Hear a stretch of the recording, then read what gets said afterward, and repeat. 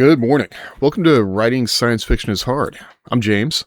Today I've got a book review that I wanted to go through, which is probably a little unconventional. I wanted to talk about 20,000 Leagues Under the Sea by Jules Verne, which I have here in paperback form. You're probably wondering, why would I want to do a book review about a book that was written in 1860? Or actually published in 1867, give or take. Well, I came back to it because I've been reading a comic book called Adventures of Lumen Inn, which is about Nemo's granddaughter. Nemo being the captain of the Nautilus in 20,000 Leagues Under the Sea. And it just got me, I realized that I had never actually read the book. I had grew up watching the Disney movie that I always liked a lot, thought was really cool. And thought, hey, I will read the book. Actually, I listened to it, but the version that's on Audible is just very strange. Although I find myself, even as I'm reading, because I did switch back and forth between reading it and listening, the narrator has a very strange intonations, and the way that he reads Nemo makes it sound like he's shouting at you all the time, and it I think it's an acquired taste, definitely. I enjoyed this book a lot, much more than I expected to. I didn't expect to actually listen or read the whole way, and when I switched to reading, I actually enjoyed it more because I thought the prose was much better than I expected. When it's being read, it feels very stiff, and parts of it are kind of just like reading an encyclopedia because he's just listing a lot of different animals and plant types and things like that can be found under the ocean. But when you read it, it's just the paragraphs are basically like well shaped, I guess would be a thing to say. Like it moves quickly. It has dialogue. The dialogue is pretty stiff and kind of always for the purpose of talking about science in some way. But I enjoyed it. As a science fiction novel, I think there's a lot of interesting things to look at about this. I hadn't looked into Jules Verne's life very much. There are so many interesting parallels between him living and writing in 1860 or in the 1860s and folks working today. I think he was born, I should have taken a note on this. He was born 1830, somewhere in there. I think he was 40 when he wrote 20,000 Leagues Under the Sea. Anyway, midlife. He's got a very relatable story about, a young man that grows up in a town. His father is relatively wealthy, really wants him to be a lawyer, but Verne is drawn to writing, and he starts out writing plays, and he wants to do this, but of course it's not a good way to make money. And several times his father offers him different careers, mainly to be a lawyer, and at one point even offers him his own practice, and he turns it down because he wants to be a writer. Then he ends up meeting a woman who he marries, but in order to be a suitable husband, he decides to go ahead and get an actual job. And so he becomes a broker and goes into investing, and that becomes sort of a stable source of income until the writing starts to work. And like a lot of us, he gets up early in the morning so he can do his writing, and then goes and does his day job. Now, as he gets more successful, he does take on some kind of expensive tastes. He has 2 boats eventually, lives well, but it's always kind of a struggle. He does end up working for a magazine published by a man named Hetzel, which is what brings about the Extraordinary Voyages series of books that becomes, 20,000 Leagues Under the Sea, Around the World in 80 Days, From Earth to the Moon, things like that. And they're serialized. So I want to talk about that later in the review, because I think that might shape some things about it. But also remember that Verne was French, and so he's writing in French. And anytime his work was translated, it became very popular in the United States and other places, United Kingdom. But it was always at the mercy of the translator. And so it really got the reputation, at least when I was growing up and seeing these books, that they were, kids fiction, that they weren't serious literary fiction.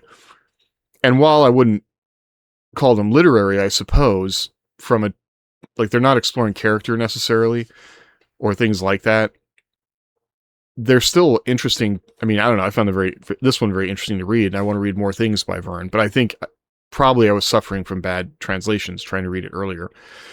Apparently, the best source of translations is by William Butcher, the Oxford World Classics. And, it's funny, since I began looking for these, they're a little hard to find in at least my local thrift stores that have a lot of, classic books and things like that. They're harder to find than I thought they would be. Of course, they're available as ebooks. I think I would just make sure that you're looking at one of the Oxford World's Classics by William Butcher. Of the two of them I've been able to find, they also have really extensive notes on the translation and just extra information about the manuscript that I found pretty interesting. So why, as a science fiction writer, would it be useful to read, for me, 20,000 Leagues Under the Sea? It is a book that is imagining a near future technology in a time when I think a lot of people thought that submarines were a very new concept in the 1860s. They weren't. The two famous, sort of submarines that were involved in the Civil War here in the U.S., the concept of a submarine and the concept of pressure, underwater pressure, and things like that were pretty well known. And the name Nautilus, which I think I always grew up solely equating with the submarine in 20,000 Leagues Under the Sea, was apparently, used quite often with ships and the idea of submarines, according to Butcher anyway, when he talks about the translation there. In reading a little bit more about Verne, apparently he just loved to research, which is a big part of his motivation to be a writer. We would call it going down the rabbit hole these days. We have so many more resources to be able to just do that and research things. He had to spend all his time in the library, and he came up with this idea that he basically, I'm not going to butcher the French, but the novel of science. He really wanted a way to talk about the things that he was nerding out about through a story. And so he kind of explored this idea, and that's what led to the Extraordinary Voyages. And when he finally found a publisher with Hetzel's magazine to serialize these different books, that's really when the idea kind of took off.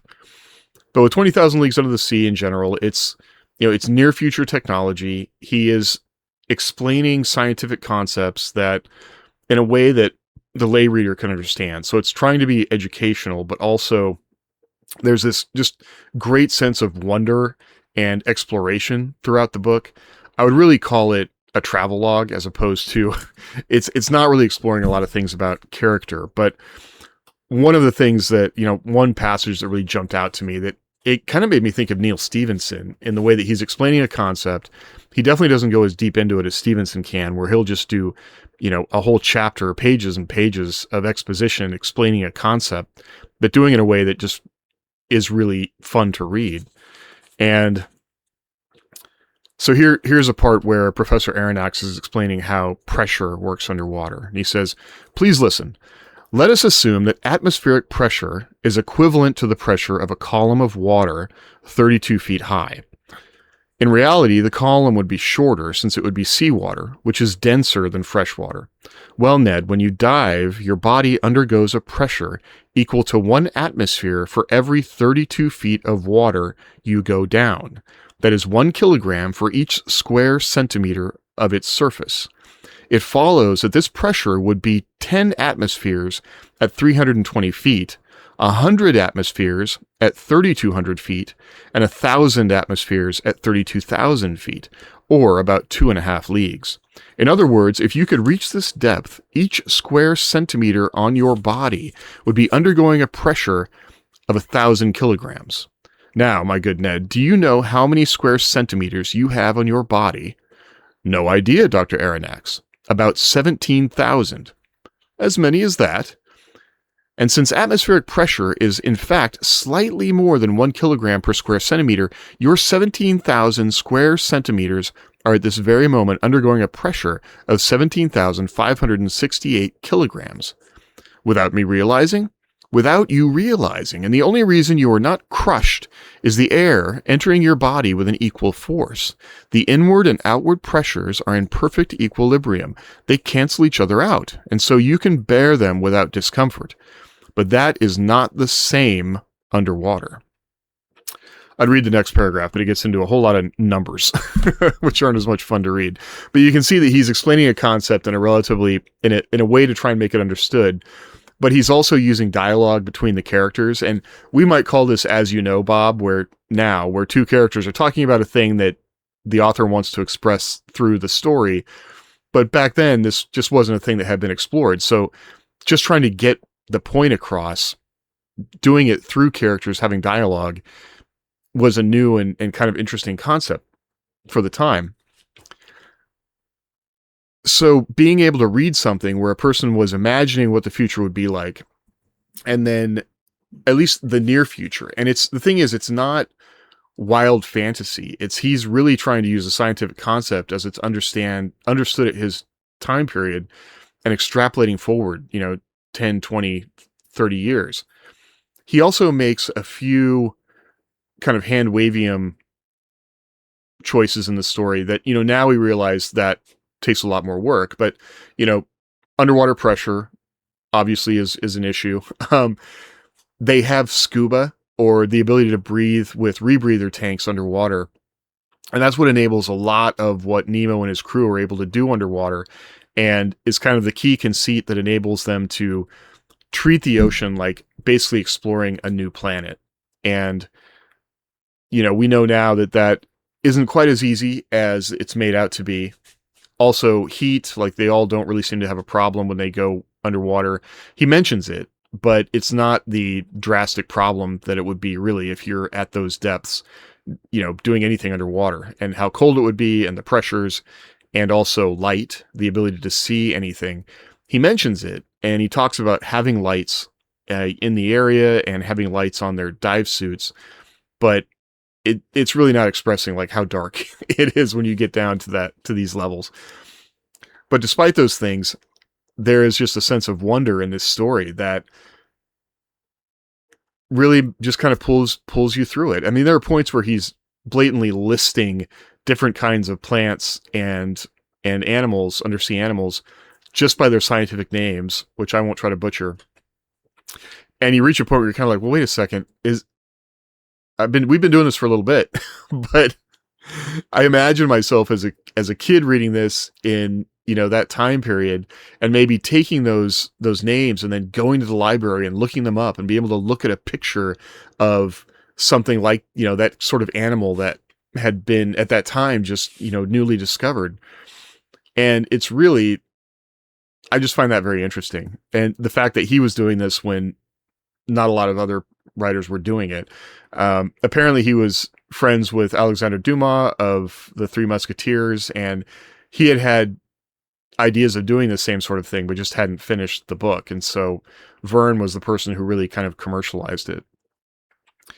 So looking at characters, I think this book doesn't really treat characters the way that we would think about characters.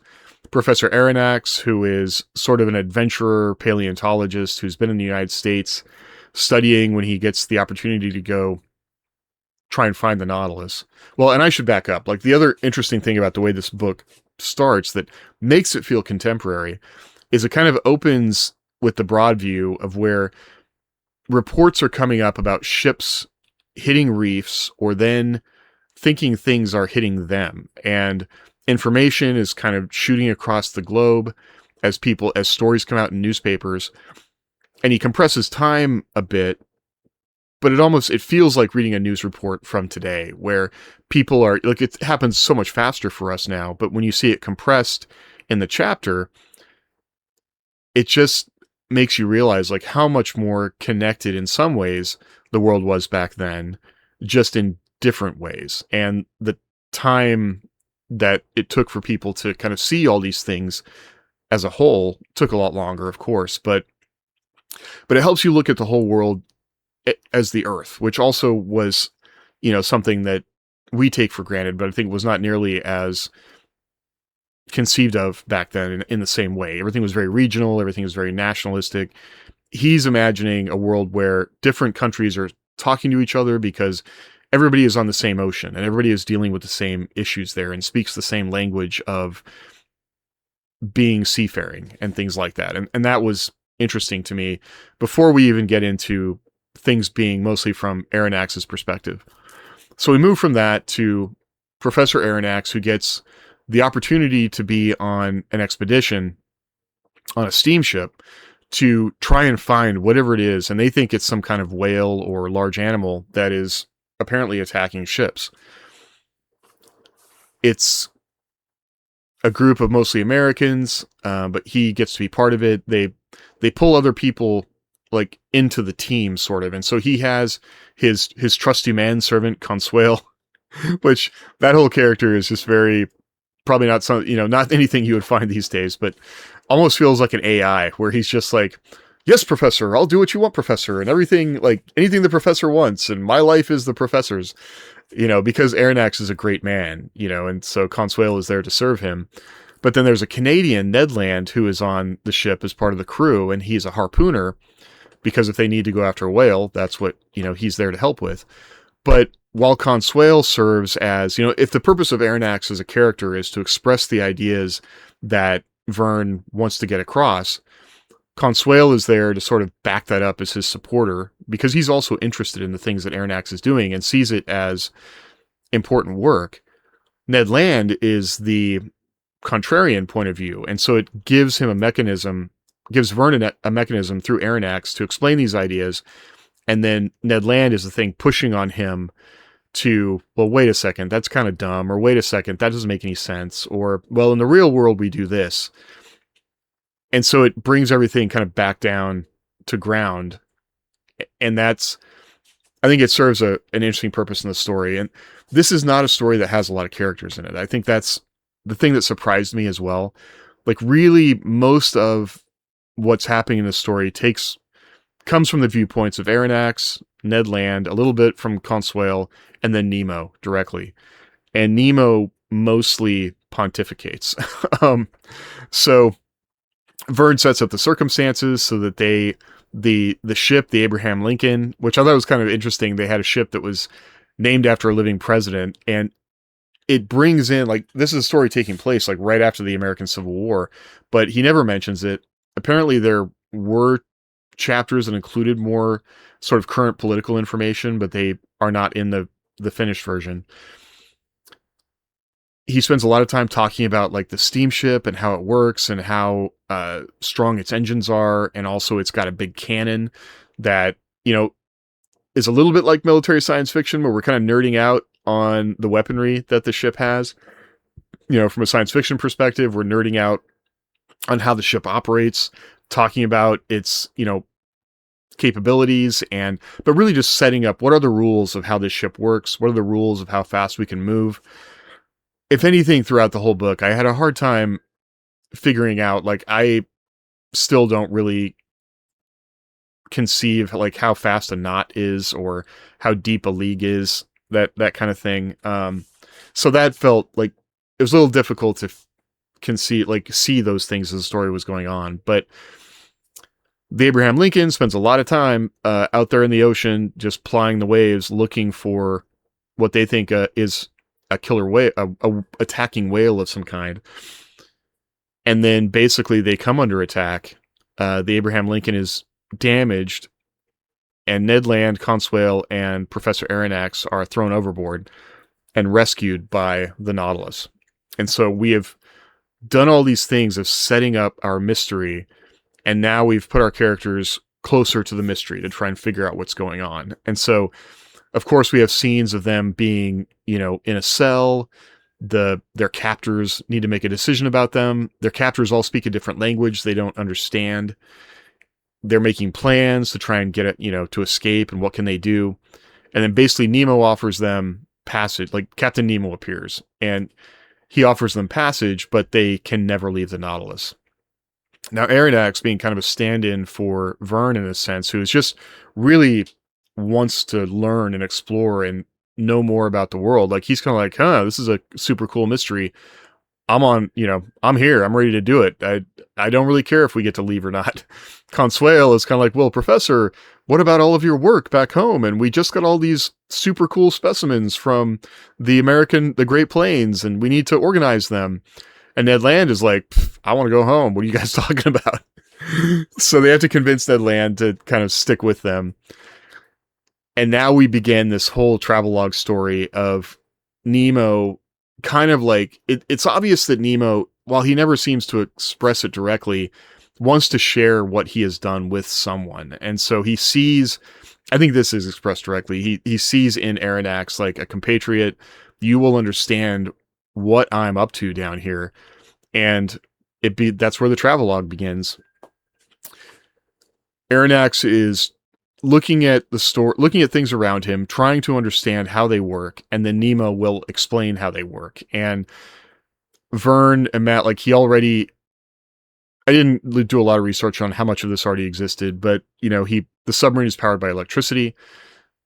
He goes into saltwater batteries, not nuclear like modern submarines, but the whole idea that he's thinking about batteries, he's thinking about ballast, how the submarine works, he's thinking about pressure, electricity, the idea that the submarine needs protection. Like he has scenes to set up, like to kind of show all these things.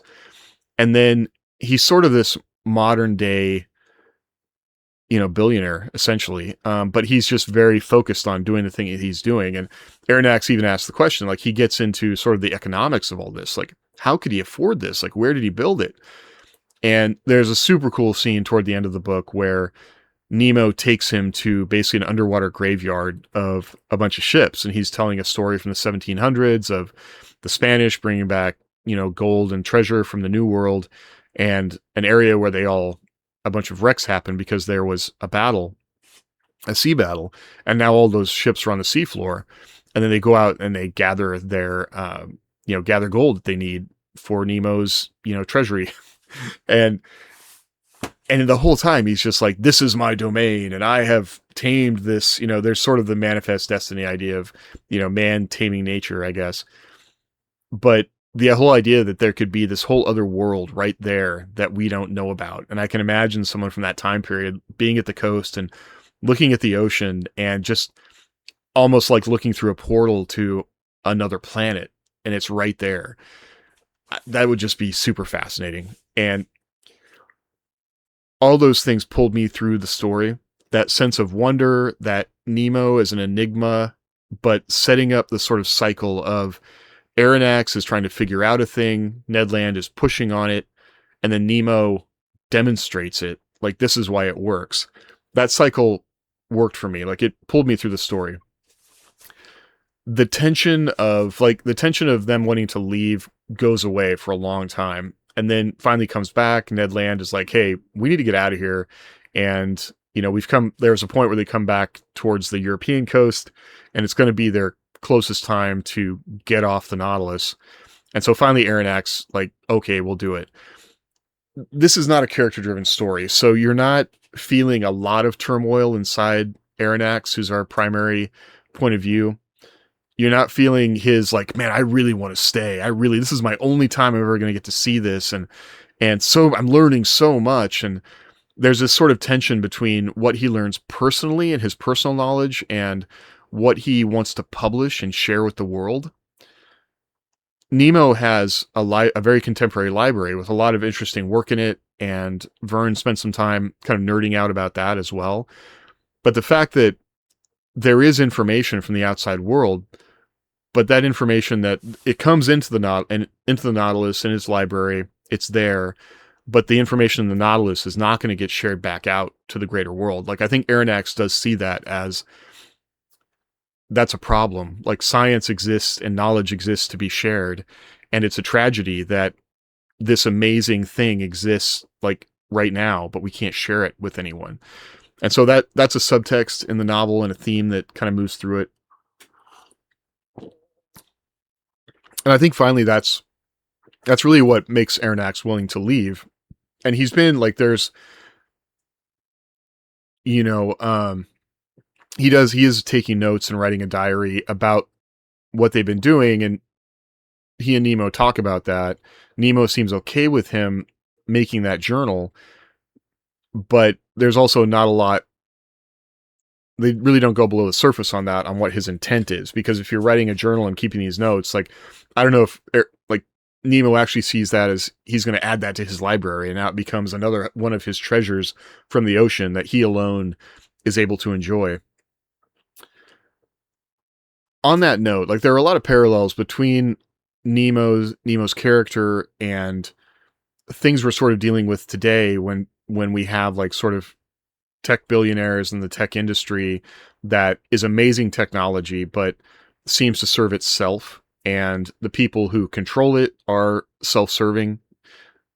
The technology is could well, the parallel is a bit different for us, because it's basically using the data that we create to serve the technology and create wealth for the modern day billionaires, whereas Nemo is doing it more for himself, and you really never quite know his full motivation. And toward the end of the book, finally, like, mention is made of there was a family and Nemo lost them, and he sees himself as a citizen of the world and not of any country. But that mystery isn't fully explored and never really explained. And that's probably one of the reasons this book captivates people so much, is it just has a lot of open loops that don't get satisfied. And even at the very end, when they finally are able to make their escape, and there's a confrontation between Aronnax and Nemo, where it's apparent that Nemo is attacking ships. That's what the Nautilus is doing, and that is solving the mystery that opened 300 pages earlier. But we don't really see any of that attacking. Like, things are happening around them, but they can't really tell what it is a lot of the time. And there's a big scene where they go take Ned Land harpooning, because he really wants to go kill a whale. And this whole conflict between cetaceans and whales, and I had to really dig into, like, what is a cetacean? And Verne, as he saw it, there were kind of two types of whales. There was like a sperm whale, which was the aggressive whale, and the blue whale, which was like the actual sort of acknowledged as a brother of the ocean, right? That are somewhat intelligent and things like that. And the whole time I was like, what is cetacean? What are they talking about? And he had called earlier, like, because they were talking about a cetacean early in the book, and that's like what the Abraham Lincoln was out looking for. I kept envisioning, a giant sea squid, because of, the copy of the book I had as a kid, of course, had the Nautilus on the cover with a sea squid attacking it. But no, it's a whale. And so the whole time you're still kind of thinking that it's a whale attacking ships and not the Nautilus. And it's still not, his motivation is still not totally clear on why he's doing this. People are encroaching on his domain, or what he sees as his domain. So that piece of it was not fully explored. Maybe, someone could correct me if it is there and I didn't see it in the text.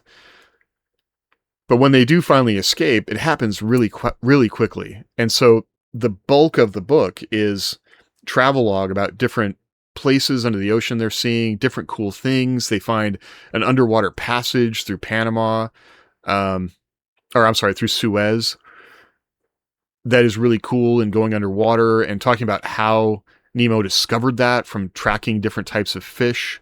And they find an underwater volcano, and they go into underwater, like, all this super cool stuff that Verne is imagining that is just very close. Or wouldn't that be cool if that was real, and may still be real here on the Earth? We don't know. We haven't, obviously there could be places we haven't seen, but that sense of wonder and exploration, I think, is,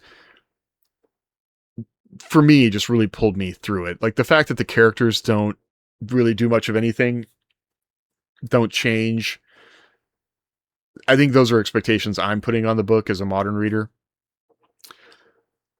But from a perspective of science fiction, where I am setting up a world, I am showing how it works through world building, I am explaining how its technology works, how characters live and function inside of it, what their hopes and dreams are, and how the technology operates. and then describing a technology, establishing its rules, and sticking to it. There is a period where the Nautilus, like kind of every chapter, the Nautilus does some new super cool thing, but it's not like the Nautilus just becomes an airplane. Like there's some science fiction where the author needs to solve a problem, and so they introduce some technological thing that's like Deus Ex Machina. Like, oh, well, nobody knew that could happen. Okay. Um, that's not the case here. Pretty much, Verne establishes what technology they have and sticks with it. I mean, there is the point where they show the outside of the Nautilus being electrified, and they use that to fight off some natives. But that's, still within the bounds of what the Nautilus can do, which is part of, explaining the fact that it runs on electricity and things like that. Speaking of natives, like this is obviously a book written during a time of colonialism. There is a lot of, hierarchy. Nemo and Aronnax are part of that aristocratic elite of learned men. I can't remember any women being mentioned in this story. They certainly don't have speaking parts, except for Nemo's wife, who is just a photograph with their child. So trying to put that lens on this book is also not going to be satisfying if that's something that, would frustrate you about it. It's really it's just a book about ideas and demonstrating those ideas through sort of the barest of plots. So some other things that I was thinking about as I was reading this, like, let me check some of my notes here. Nemo is an antagonist. The whole time that, like, Nemo is the antagonist. Nemo is the big bad in this story, but he's related, like Aronnax relates to him. Aronnax maybe doesn't like him, but he sees this sort of dark brother in Nemo, where Nemo is the pursuit of knowledge taken to its extremes. And in a way, he's the dark brother trope is basically where, think of Black Panther between the two characters there, and how they could battle and then actually win out, like become friends at the end. And so, the whole idea of like Superman fighting Batman or that kind of thing. Like, kind of in the back of your mind that they're not going to kill each other. They're not going to destroy each other. But Nemo, you never quite know the edges on his megalomania. I feel like the Disney movie did a much better job of kind of showing that. And because I went into it, I should have mentioned that. Like, I'd really only seen the movie as a kid. And so I had images in my mind of what Nemo looked like, Aronnax, Ned Land, what the underwater scenes looked like. But I will say that Verne does a very good job of describing the underwater locations, like using terms that are relatable so that you can really just see what he's talking about. One of the things, like I've done scuba, so I know how exhausting it can be, like at least definitely on the Oregon coast. And these characters are doing things out underwater for just hours at a time. At one point, they even like sleep underwater because they're too tired. And I was like, man, they would just be absolutely exhausted doing these things. And plus, also, they're underwater just way longer than you typically can be. So Nemo is the antagonist. I think that's a thing that pulls you through because he's never quite fully bad. He is a reflection of impulses in Aronnax that, taken to their extremes, could be bad. And you really don't know where the extreme is with him because you don't see him doing the bad thing, which was the inciting event of the story, until the very end. Ned Land is kind of the outside pressure. I mentioned that. Ned Land and Nemo I can't really think of that many scenes with them that aren't kind of in conflict. Then Ned Land the whole time is just kind of like, yeah, this guy sucks. And so he's that way to introduce sort of the outside world into this. Like, we've got two nerds that are nerding out, and we're all like basically caught up in their play here. And wait a second, I want to get home. I have a reason to go home. And they don't really give Ned Land a good reason. Like, he's not married, that's mentioned. He just really wants to go to a pub. he misses going to pubs. So those things were all, like, talking about the meat of the book. Like, those things are interesting. Looking at how the book was written. So according to like William Butcher's notes and other things, Wikipedia and whatnot, the book was finished before it was serialized, or at least in most of its finished form. But then it was published as a serial in a biweekly magazine called Hetzel's Magazine, which I didn't go too deep into research on that. It was kind of general interest, is my understanding. But each of the chunks were broken down, like basically by chapter, around 600 words each, so they could fit on a single page or bifold page. And it took about almost 2 years for it to be published fully. And then after that, because it was successful, it was, reworked into a book. So like a lot of serialized fiction today, like the analog I was thinking of was Royal Road. Verne had the opportunity to see how people responded to it as it was coming out. And so I fully imagine, I didn't see that mentioned, but I just couldn't not see him seeing how people responded to it, talking about it, if people kept reading it. They really didn't have read through that we know of, but I'm sure people were giving feedback on if they wanted to keep reading this story that was in the magazine. Like, is it selling magazines? Because, printing is expensive, page space was expensive. So that I just see as a real parallel to today. Also, one of the things about the book I think that helps pull you through it is the chapters are relatively short. So while they don't end on any kind of cliffhanger to pull you to the next piece of it, they still are very digestible. So if you're not looking at this giant chunk of text that you need to get through. You just move from set piece to set piece to set piece, idea to idea. And I think that probably fully comes from it having been serialized, which probably really helps it. And the same thing with Royal Road today, where people will publish, more like 1,500 to 3,000 words on a given story. Now, those books, most of the time, I think, aren't finished. Like, writers are writing them as they go, but they're getting like direct feedback on what they've written, like as they're writing it. So that's an interesting parallel. Dungeon Crawler Carl started as a book on Royal Road, and Matt Dinniman has been able to incorporate just a lot of reader feedback as, the book went from Royal Road then to Kindle Unlimited and ended up getting a larger publishing deal. But I think there was a lot of feedback incorporated in that all along the way, which probably helped it become what it is now, and helped Dinniman also see what people really relate to in the story. And I think that's probably the same thing was going on for Verne in 20,000 Leagues Under the Sea. So that's the end of my notes. Will I read more things by Verne? Yeah, I would definitely read more things by Jules Verne. I'd really like to read From Earth to the Moon, which from everything I've seen about it is, as much as they could for the time, imagines a lot of possible things about traveling off the planet. That's a little more far-fetched, but I'll be curious to see what he did with that.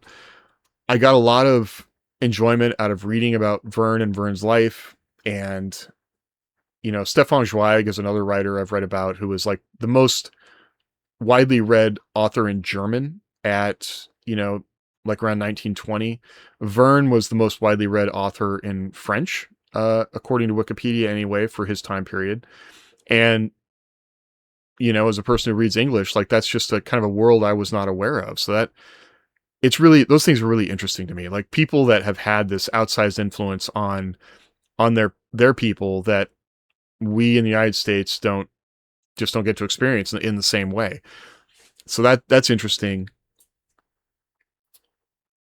The tension in his life between trying to be a writer and needing to make money really speaks to me. And the fact that, writing just isn't and never has been a dependable way to make money. There's a lot of lessons there that maybe that'll change someday. Maybe it's easier today than it ever has been because of all the ways that you can reach people and they can support you. But that was something that really spoke to me, I suppose. So yeah, the audible narration definitely is an acquired taste. But if you have time to read it in the Butcher translation in English, I think you might be surprised at how readable it is and how much it pulls you through.